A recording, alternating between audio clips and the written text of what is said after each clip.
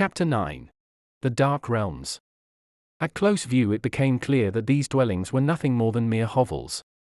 They were distressing to gaze upon, but it was infinitely more distressing to contemplate that these were the fruits of men's lives upon earth. We did not enter any of the shacks, it was repulsive enough outside, and we could have served no useful purpose at present by going in. Edwin therefore gave us a few details instead. Some of the inhabitants, he said, had lived here, or hereabouts, year after year, as time is reckoned upon earth.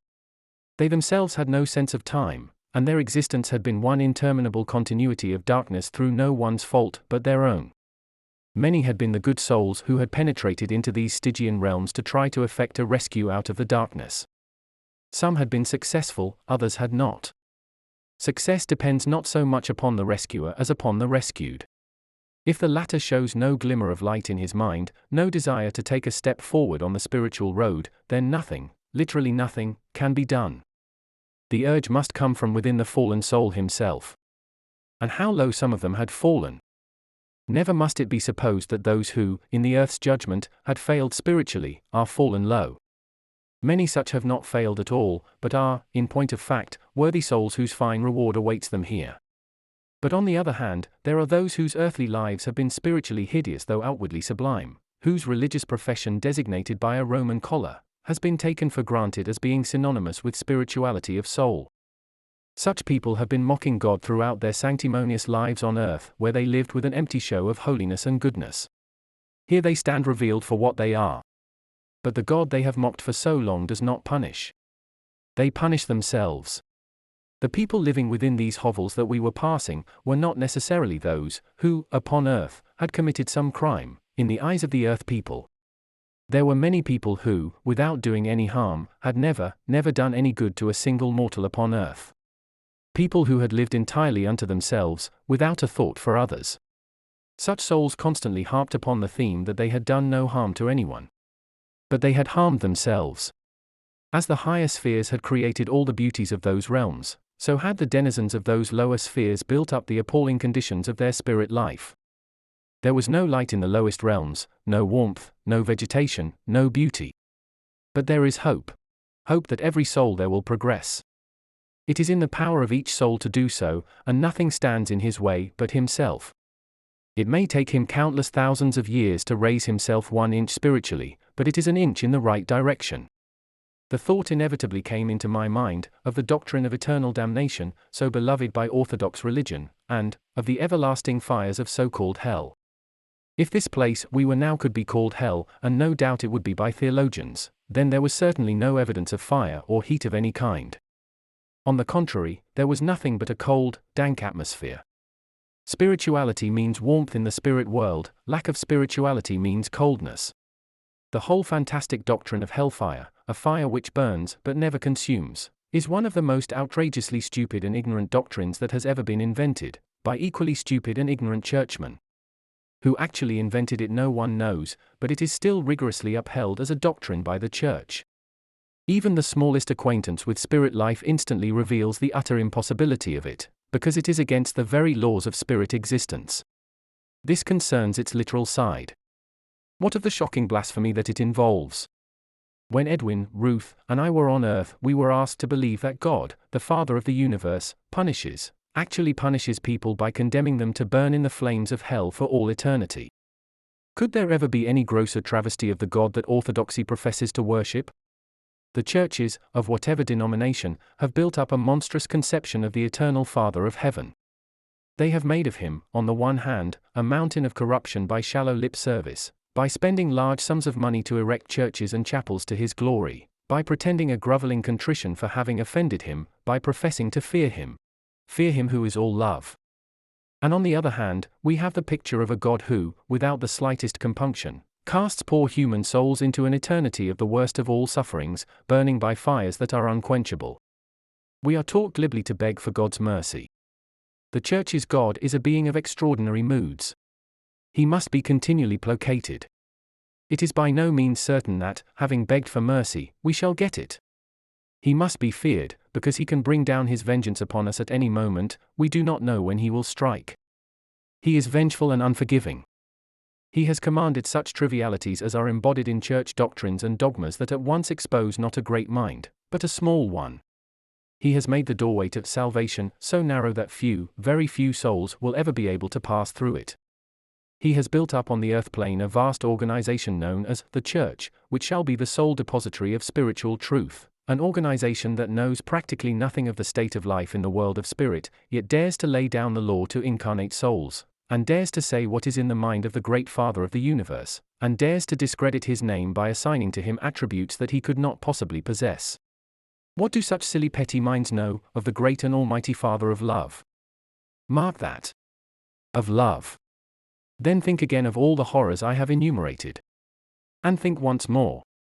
Contemplate this. A heaven of all that is beautiful, a heaven of more beauty than the mind of man incarnate can comprehend, a heaven, of which one tiny fragment I have tried to describe to you, where all is peace and goodwill and love among fellow mortals. All these things are built up by the inhabitants of these realms, and are upheld by the Father of heaven in his love for all mankind. What of the lower realms, the dark places we are now visiting? It is the very fact that we are visiting them that has led me to speak in this fashion, because standing in this darkness I am fully conscious of one great reality of eternal life, and that is that the high spheres of heaven are within the reach of every mortal soul that is, or is yet to be, born upon earth. The potentialities of progression are unlimited, and they are the right of every soul. God condemns no one. Man condemns himself, but he does not condemn himself eternally. It rests with himself as to when he shall move forward spiritually. Every spirit hates the lower realms for the unhappiness that is there, and for no other reason. And for that reason great organizations exist to help every single soul who is living in them to rise out of them into the light. And that work will continue through countless ages until every soul is brought out from these hideous places, and at last all is as the Father of the universe intended it to be. This, I am afraid, has been a long digression, so let us return to our travels. You will recall my mention of the many heavenly perfumes and scents that come from the flowers and that float upon the air. Here in these dark places the very opposite was the case. Our nostrils were at first assailed by the most foul odors that reminded us of the corruption of flesh in the earth world. They were nauseating, and I feared that it would prove more than Ruth, and indeed I myself, could stand, but Edwin told us to treat them in the same way as we had mastered the coldness of the temperature, by simply closing our minds to them, and that we should be quite unaware of their existence. We hastened to do so, and we were perfectly successful. It is not only sanctity that has its odor. In our travels through our own realm we can enjoy all the countless delights and beauties of it, together with the happy converse of its inhabitants. Here in these dark lands all is bleak and desolate. The very low degree of light itself casts a blight upon the whole region. Occasionally we were able to catch a glimpse of the faces of some unfortunates as we passed along. Some were unmistakably evil, showing the life of vice they had led upon the earth, some revealed the miser, the avaricious, the brute beast. There were people here from almost every walk of earthly life, from the present earthly time to far back in the centuries.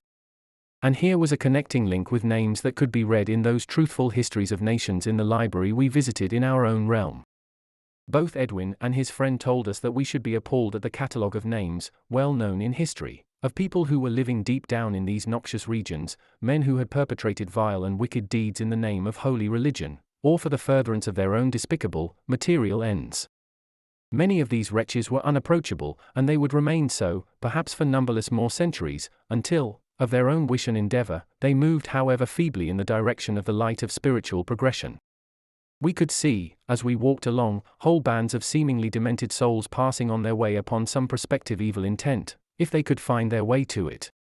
Their bodies presented the outward appearance of the most hideous and repulsive malformations and distortions, the absolute reflection of their evil minds. Many of them seemed old in years, but I was told that although such souls had been there perhaps for many centuries, it was not the passage of time that had so dealt with their faces, but their wicked minds. In the higher spheres, the beauty of mind rejuvenates the features, sweeps away the signs of earthly cares, and troubles, and sorrows, and presents to the eye that state of physical development which is at that period of our earthly lives which we used to call the prime of life. The multitudinous sounds that we heard were in keeping with the awful surroundings, from mad raucous laughter to the shriek of some soul in torment. Torment inflicted by others as bad as himself. Once or twice we were spoken to, by some courageous souls, who were down there upon their task of helping these afflicted mortals. They were glad to see us and to talk to us. In the darkness we could see them and they could see us, but we were all of us invisible to the rest, since we were provided with the same protection for the dark lands. In our case, Edwin was taking care of us collectively as newcomers, but those whose work lies in rescue had each his own means of protection. If any priest, or theologian, could have but one glimpse of the things that Edwin, Ruth, and I saw here, he would never say again, as long as he lived, that God, the Father of love, could ever condemn any mortal to such horrors. The same priest, seeing these places, would not himself condemn anyone to them. Is he more kind and merciful than the Father of love himself? No. It is man alone who qualifies himself for the state of his existence after he passes into spirit.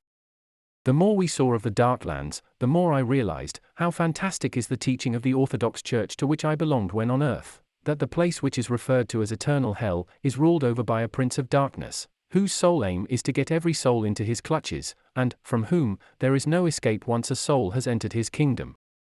Is there such an entity as the Prince of Darkness? There might conceivably be one soul infinitely worse than all the others, perhaps it will be said, and such as he could be considered as the very king of evil.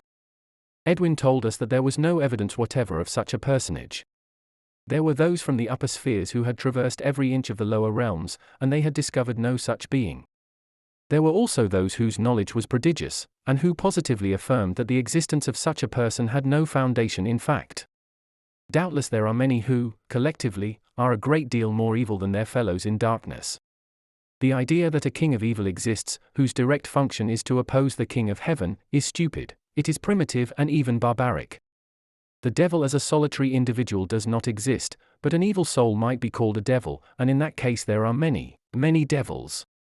It is this fraternity, according to the teachings of one Orthodox Church, that constitutes the sole element of spirit return. We can afford to laugh at the absurdities of such teachings.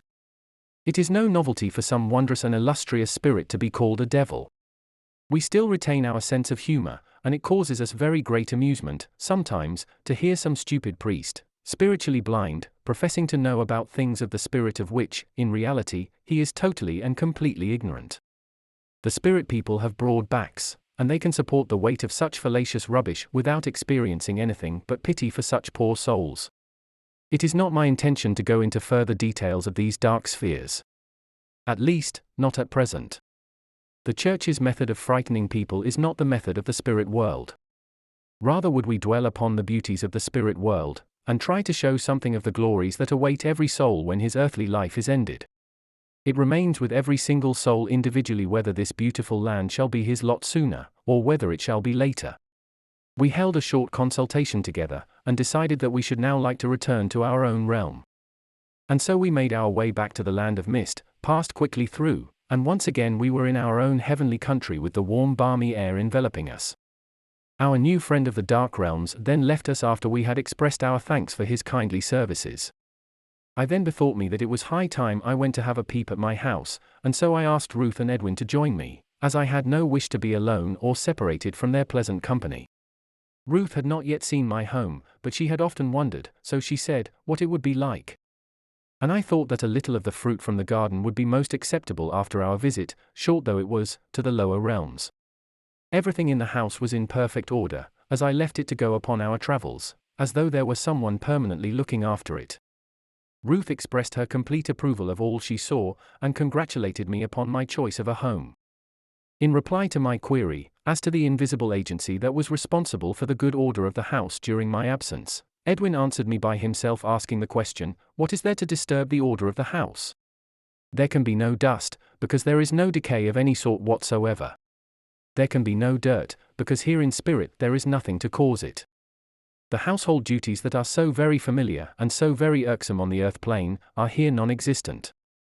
The necessity for providing the body with food was abandoned when we abandoned our physical body. The adornments of the home, such as the hangings and upholstery, do not ever need renewal, because they do not perish. They endure until we wish to dispense with them for something else. And so what remains that might require attention? We have then, but to walk out of our houses, leaving all doors and windows open. Our houses have no locks upon them. And we can return when we wish, to find that everything is as we left it. We might find some difference, some improvement.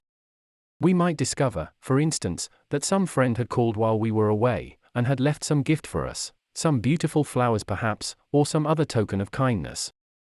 Otherwise we shall find that our house bids us welcome itself, and renews our feeling of being at home. Ruth had wandered all over the house by herself. We have no stupid formalities here, and I had asked her to make the whole house her own whenever she wished, and to do whatever she liked. The antique style of the architecture appealed to her artistic nature, and she reveled in the old wooden paneling and carvings, the latter being my own embellishments, of the past ages. She eventually came to my small library, and was interested to see my own works among the others upon the shelves.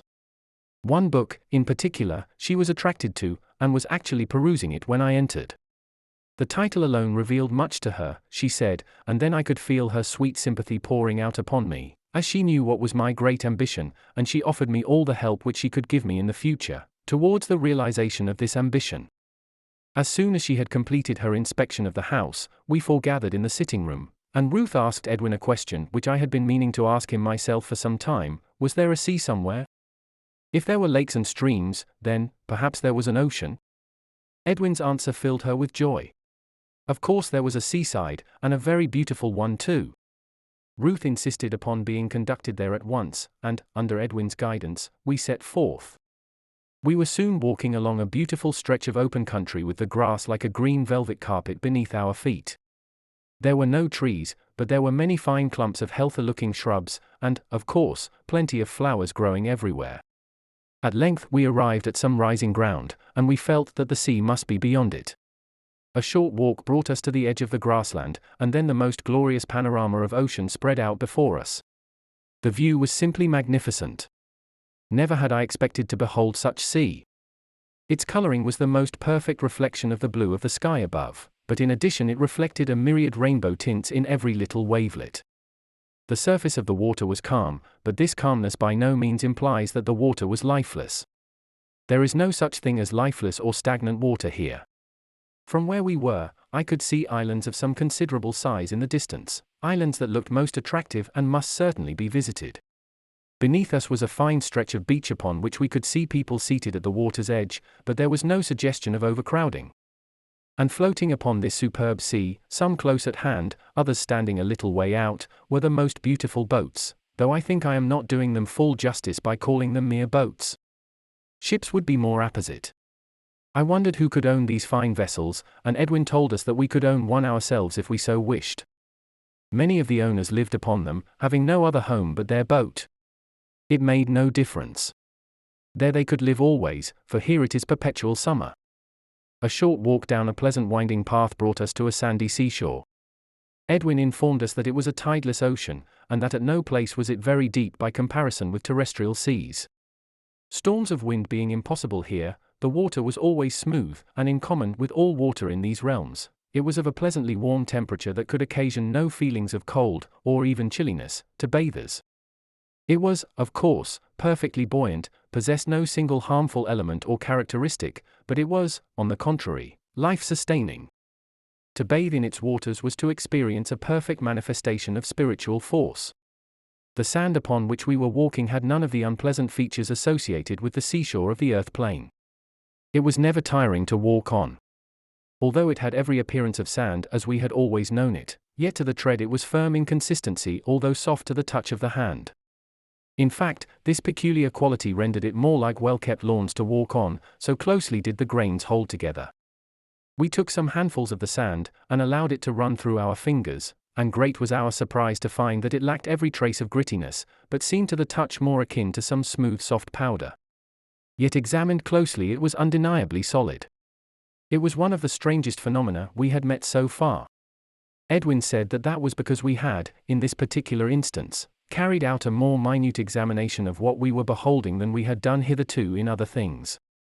He added that if I chose to make a close scrutiny of all that we saw, whether it be the ground we walked on, the substance of which our houses were made, or the 1,001 other objects that go to make up the world of spirit, we should be living in a state of continual surprise, and there would be revealed to us some small idea, but only a very small idea, of the magnitude of the great mind, the greatest mind in the universe, that upholds this and every other world. Indeed, the great scientists of the earth plane find, when they come to live in the spirit world, that they have a completely new world upon which to commence a fresh course of investigations. They begin de novo as it were, but with all their great earthly experience behind them. And what joy it brings them, in company with their scientific colleagues, to probe the mysteries of the spirit world, to collect their data, to compare their new knowledge with the old, to record for the benefit of others the results of their investigations and discoveries. And all through they have the unlimited resources of the spirit world upon which to draw. And joy is in their hearts. Our little experiment with the sand led us to place our hands in the sea. Ruth fully expected it to taste of salt, but it did not, much to her surprise. As far as I could observe, it had no taste at all. It was sea more by virtue of its great area and the characteristics of the adjacent land than anything else. In all other respects it resembled the water of the brooks and lakes. In general appearance the whole effect was totally unlike the earthly ocean, due, among other things, to the fact that there was no sun to give its light from one quarter only, and to cause that change of aspect, when the direction of the sunlight changes. The overspreading of light from the great central source of light in the spirit world, constant and unmoving, gives us perpetual day, but it must never be assumed that this constancy and immobility of light means a monotonous and unchanging land or seascape. There are changes going on the whole time, changes of color such as man never dreamt of, until he comes to the spirit world. The eyes of the spirit person can see so many beautiful things in the world of spirit that the eyes of incarnate man cannot see, unless he be gifted with the psychic eye. We wanted very much to visit one of the islands that we could see in the distance, but Ruth felt that it would be a nice experience to travel over the sea in one of the fine vessels that were close to the shore. But the difficulty arose, that is, it seemed as though it might arise. As to the boat, if, as I understood, these were privately owned, we should first have to become acquainted with one of the owners. Edwin, however, could see how Ruth was so longing to go upon the water that he soon explained the exact position, to her unbounded joy. It seemed that one of these elegant boats belonged to a friend of his, but had it been otherwise we should have found that we would be welcome to go aboard any one of them, introducing ourselves, if we wished to observe that formality, though it was unnecessary, to whomsoever we found on board. Had we not already received, wherever we went, that friendly reception and assurance that we were welcome? Then why should there be any departure, in the case of the boats of the sea, from the fundamental rule of hospitality that operates in the spirit world? Edwin drew our attention to a very beautiful yacht that was riding at anchor close to the shore. From where we were, she had all the appearance of having had much attention devoted to her. Our opinion was afterwards confirmed. She was built on the most graceful lines, and the grand upward sweep of her bows held the promise of power and speed. She looked much the same as an earthly yacht, that is, externally. Edwin sent a message across to the owner, and in reply received an instantaneous invitation to us all. We therefore wasted no time, and we found ourselves upon the deck of this most handsome vessel, being greeted with great good cheer by our host, who immediately took us off to present us to his wife. She was very charming, and it was obvious to see that the two made a perfect couple. Our host could see that Ruth and I were both very keen to see over the boat, and knowing from Edwin that we had not been long in spirit, he was so much the more pleased to do so. Our first observations at close hand showed us that many devices and fittings that are essential to earthly ships were here absent. That indispensable adjunct, an anchor, for instance. There being no winds, tides, or currents in spirit waters, an anchor becomes superfluous, though we were told that some boat owners have them merely as an ornament and because they did not feel their vessels would be complete without them. There was unlimited space on deck, with a copious provision of very comfortable-looking chairs. Below deck were well-appointed salons and lounges.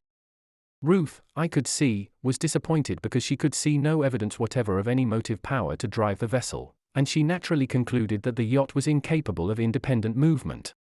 I shared her disappointment, but Edwin had a merry twinkle in his eye, which ought to have told me that things are not always what they seem to be in the spirit world. Our host had received our thoughts, and he immediately took us up into the wheelhouse. What was our astonishment when we saw that we were slowly and gently moving away from the shore. The others laughed merrily at our bewilderment, and we ran to the side to watch our progress through the water. There was no mistake about it, we were really on the move, and gathering speed as we went. We returned at once to the wheelhouse, and demanded an instant explanation of this apparent wizardry.